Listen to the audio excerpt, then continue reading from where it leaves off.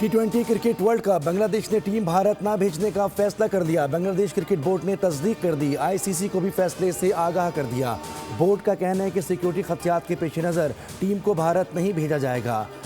مستفیض الرحمان کو IPL سے خارج کیے جانے کے بعد دونوں ممالک میں کشیدگی انتہا کو جا پہنچی ہے۔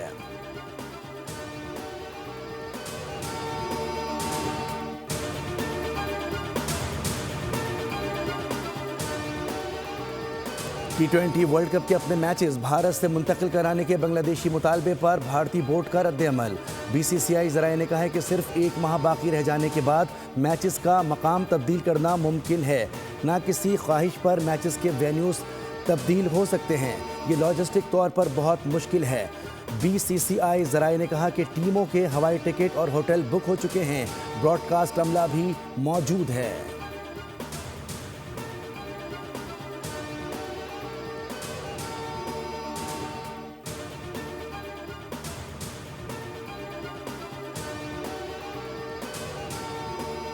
بنائی طور پر تو سوال اس وقت یہی ہے کہ پاکستان کے بعد اب بنگلہ دیش کی باری آ گئی ہے، اس کے بعد پھر صورتحال آپ دیکھیں باقی ملک تک جائے گی، تو یہ اتنی زیادہ انسیکیورٹی ہونا بنگلہ دیشی کھیلوں کی یہ بڑا معنی رکھتی ہے۔ مجھے یہ لگتا ہے کہ جو انڈیا نے غلطی کی تھی چیمپئنز ٹرافی میں نہ جا کر پاکستان آ کر اور اپنا ایک اسٹریٹجی بنائی تھی کہ جی وہ دبئی میں اپنے سارے میچز کھیلیں گے، جب اس قسم کی چیزیں ہوں گی تو پھر بنگلہ دیش کرکٹ بورڈ بھی اپنا اسٹینڈ لے گا۔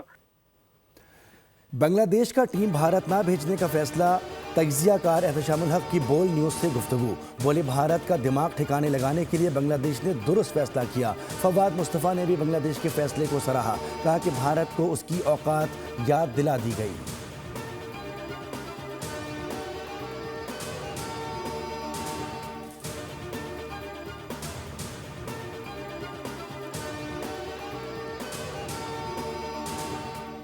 انیس سال 144 ارب ڈالر کی امداد، لیکن افغانستان میں بنیادی ڈھانچہ بھی کھڑا نہ ہو سکا۔ امریکی انسپیکٹر جنرل کی 20 سالہ افغانستان جنگ اور تعمیر نو کی رپورٹ میں انکشاف۔ طالبان کی عبوری حکومت کو 4 برس میں 4 ارب ڈالر کے قریب امداد دی گئی۔ 19 برس میں تعمیر نو پر 144 ارب ڈالر سے زائد خرچ کیے گئے۔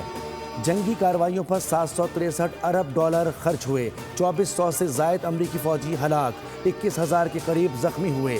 امریکہ نے انخلا کے وقت 7 ارب ڈالر سے زائد مالیت کا ساز و سامان افغانستان میں چھوڑا، جو ممکنہ طور پر پاکستان کے خلاف استعمال کیا جا رہا ہے۔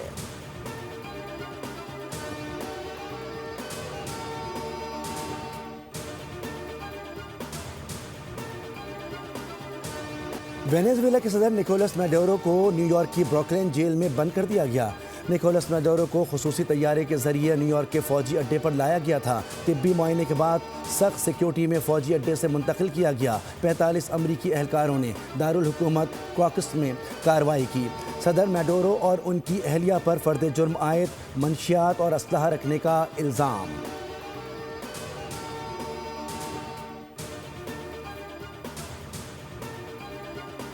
وینیزویلا کی نائب صدر ڈیلسی ڈٹ گئیں، ملک کے دفاع کا عزم دہرا دیا۔ عوام سے خطاب میں کہا کہ صدر میڈورو کو اغوا کر لیا گیا۔ وینیزویلا کسی ملک کی کالونی بننا پسند نہیں کرتا، ہار مانیں گے نہ ہی ہتھیار ڈالیں گے۔ امریکی حملے کے بعد وینیزویلا میں خوف اور بے یقینی کی فضا ہے۔ کاکس میں سپر اسٹورز بند، شہری اشیاء ضروریہ ذخیرہ کرنے میں مصروف ہیں۔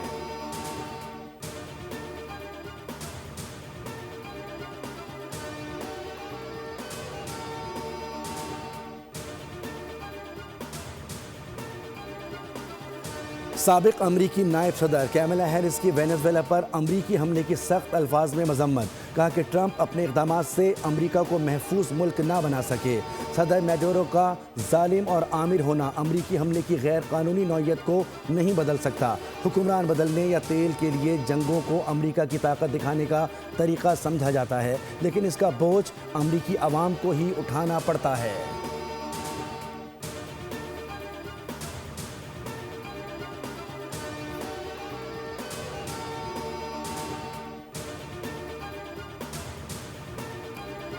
مختلف ممالک کا وینیزویلا کی صورتحال پر اظہار افسوس، اسپین کی امریکی حملے کی مذمت۔ ہسپانوی وزیراعظم بولے بین الاقوامی قوانین کی خلاف ورزی ناقابل قبول ہے۔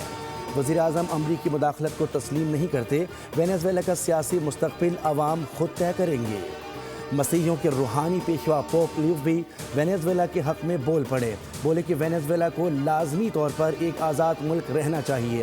ایرانی وزیر خارجہ کا وینزویلا کے ہم منصب سے ٹیلی فونک رابطہ، ایرانی وزیر خارجہ کی وینزویلا پر امریکی حملے اور صدر کے اغوا کی مذمت، کہا کہ وینزویلا پر امریکی حملہ دہشت گردی کی بدترین مثال ہے۔ برطانیہ، جرمنی اور کینیڈا کا بھی وینزویلا میں پرامن انتقال اقتدار کی خواہش کا اظہار۔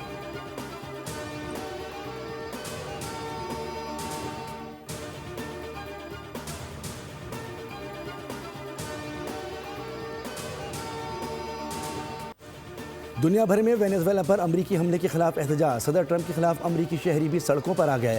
واشنگٹن، نیو یارک اور دیگر ریاستوں میں مظاہرین نے جنگ کی مخالفت اور امن کے حق میں نعرے لگائے۔ شرکاء نے پلے کارڈز اٹھا رکھے تھے۔ مظاہرین نے کہا کہ امریکہ کسی ملک کے اندرونی معاملات میں فوجی مداخلت کا حق نہیں رکھتا۔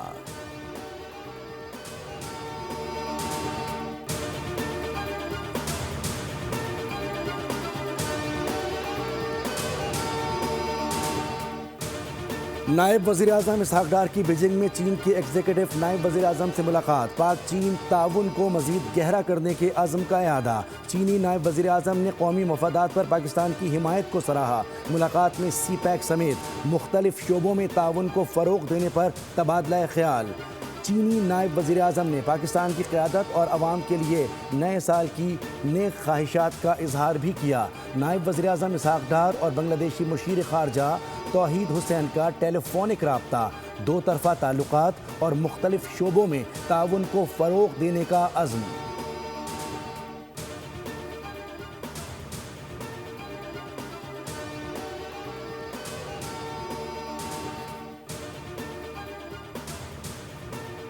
کہ جو جائز کام ہے، جو جائز خدمت ہے، وہ ہر پاکستانی کا حق ہے اور ہمارا وہ خدمت کرنا فرض ہے۔ روڈز کے منصوبے مکمل ہوئے ہیں، باقی گیس کا آج افتتاح ہوا ہے۔ قانون ہاتھ میں لینے والوں سے آہنی ہاتھوں سے نپٹا جائے گا، ملک دشمن عناصر سے کوئی رعایت نہیں برتی جائے گی۔ مشیر وزیر اعظم رانا ثناء اللہ کہتے ہیں مخالفین پر جھوٹے مقدمات کروانے والوں کو مکافات عمل کا سامنا ہے۔ مزید بولے ستھرا پنجاب پروگرام کی دنیا معترف ہے۔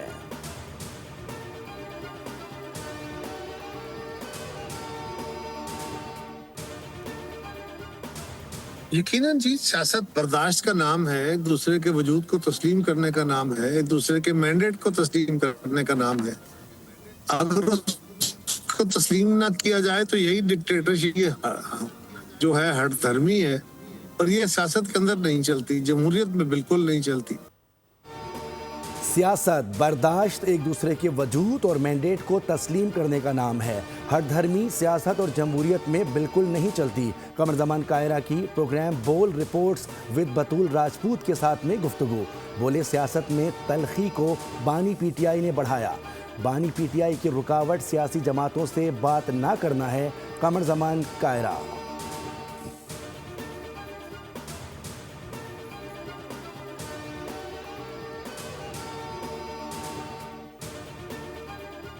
ارب روپے Karachi water and sewerage corporation کو کراچی کے لوگ دیتے ہیں، ان 35 ارب روپے سے وہ کام کیا کر رہے ہیں؟ یہ جو ہائیڈرنٹ سے ہزاروں ارب روپے اب تک کما چکے ہیں، سالانہ سینکڑوں ارب روپے کماتے ہیں، اربوں روپے جو ہے وہ کا دھندا چل رہا، کوئی پوچھنے والا نہیں ہے ان سے۔ اور یہ کام ایم کیو اور پیپلز پارٹی نے مل کر کیا تھا کہ وہ ہسٹوریکل شیئر والی کلوز ہٹا دی تھی۔ ایم کیو ایم کو کراچی اور حیدرآباد کے عوام نے مسترد کر دیا۔ ایم کیو ایم دونوں شہروں میں ایک بھی پولنگ بوتھ نہیں جیت سکی۔ پیپلز پارٹی نے پورے سندھ کو 21 سال میں تباہ کر دیا۔ امیر جماعت اسلامی حافظ نعیم الرحمان کی نیوز کانفرنس، کہا کہ پیپلز پارٹی وفاق کا حصہ بنتی ہے جب ترامیم لانی ہو، کراچی کے عوام سے ووٹ نہ دینے کی دشمنی نکالتی ہے، میئر شپ پر قبضہ چھڑوایا جائے۔ بلاول بھٹو کا ویژن کراچی کو موہنجو دڑو بنانے کا ہے۔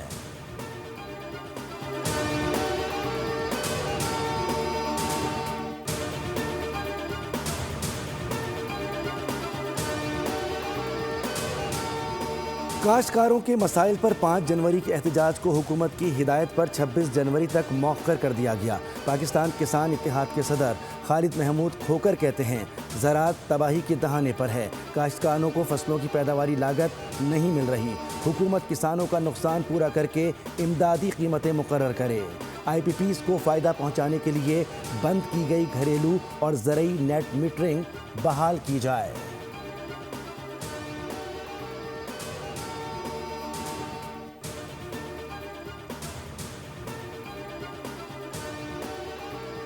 کراچی کے علاقے کورنگی میں ہزارہ چوک کے قریب کنویں میں 5 افراد گر گئے۔ ریسکیو کا تربیت یافتہ غوطہ خوروں کی مدد سے آپریشن 2 خواتین سمیت تمام افراد کو نکال لیا گیا۔ متاثرین طبی امداد کے لیے اسپتال منتقل۔ ریسکیو کے مطابق کنویں کی چھت ایک جگہ سے ٹوٹی ہوئی تھی، چھت کے ٹوٹے ہوئے حصے سے تمام افراد گر گئے۔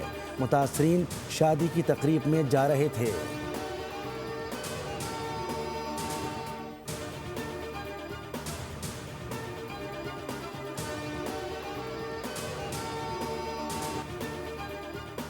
لکی مروت میں فائرنگ کا افسوسناک واقعہ، نامعلوم افراد کی فائرنگ سے 3 ٹریفک پولیس اہلکار شہید۔ پولیس کے مطابق نورنگ جلال، عزیز اللہ اور عبداللہ شہید ہوئے۔ واقعے کے بعد علاقے میں سیکیورٹی سخت، لاشیں اسپتال منتقل کر دی گئیں۔ حملہ آوروں کی تلاش کے لیے کارروائیاں جاری ہیں۔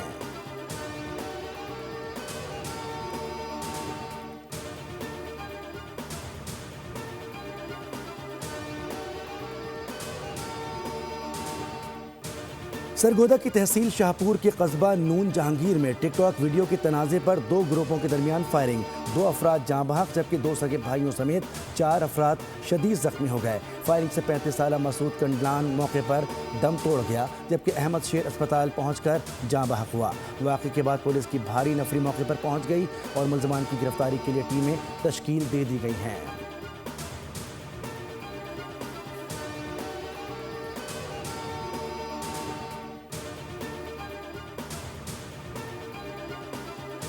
سجاول کے علاقے سید پور کے قریب ٹریفک حادثے میں سوزوکی پک اپ الٹ گئی، 4 افراد جاں بحق، 11 زخمی۔ زخمیوں میں خواتین اور بچے بھی شامل ہیں جنہیں فوری طور پر سول اسپتال منتقل کر دیا گیا۔ پولیس کے مطابق حادثہ سوزوکی پک اپ کا ٹائر برسٹ ہونے سے پیش آیا۔ متاثرہ افراد محنت کش تھے جو مزدوری کے بعد اپنے گھروں کو جا رہے تھے۔ پنجاب کے شہر سرگودا میں بھی ٹرک مسافر وین سے ٹکرا گیا، خاتون چل بسی، 7 مسافر زخمی۔ ہب میں بھی ٹریفک حادثے میں 5 افراد زخمی۔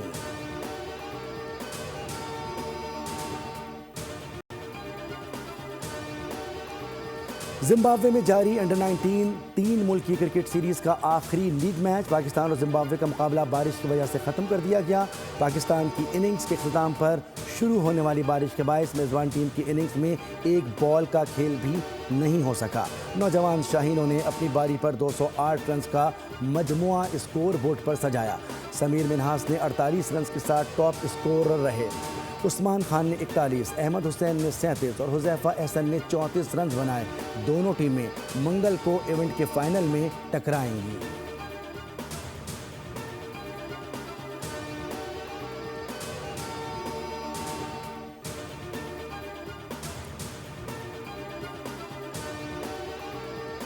ایشیز سیریز کے آخری ٹیسٹ میچ کے پہلے روز کھیل سے قبل سڈنی واقعے کے ہیروز کو خراج تحسین۔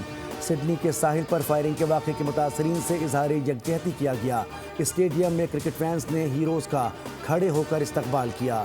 درجنوں جانیں بچانے والے ہیرو احمد الحمد کے ساتھ 14 سالہ چایا ڈینڈن بھی تھیں۔ چایا ڈینڈن کو ٹانگ میں گولی لگی تھی۔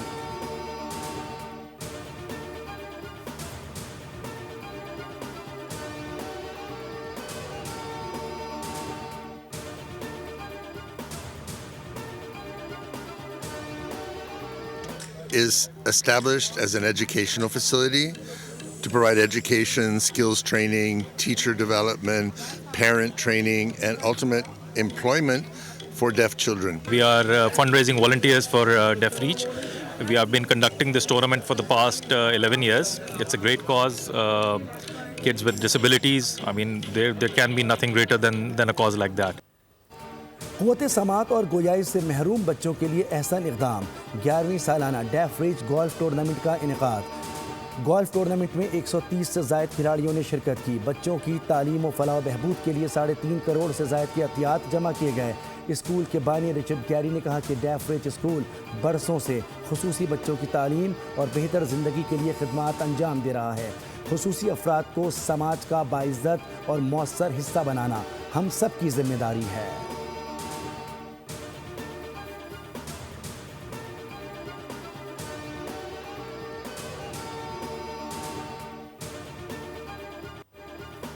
پاکستان پیپلز پارٹی کے بانی اور سابق وزیر اعظم ذوالفقار علی بھٹو کی 98ویں سالگرہ آج ملک بھر میں عقیدت و احترام سے منائی جائے گی.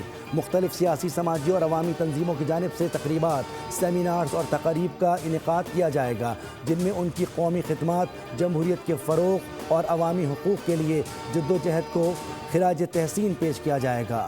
قائد عوام کی سیاسی جدوجہد، آئین پاکستان کی تشکیل اور ملک کو ایٹمی پروگرام دینے جیسے تاریخی اقدامات کو اجاگر کیا جائے گا.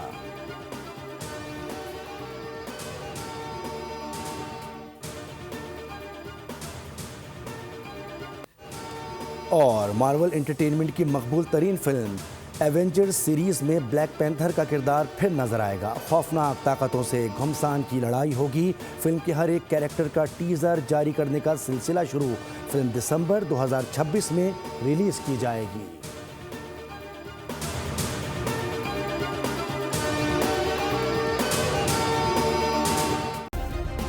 سبسکرائب کریں اور بیل دبائیں تاکہ کوئی خبر رہ نہ جائے.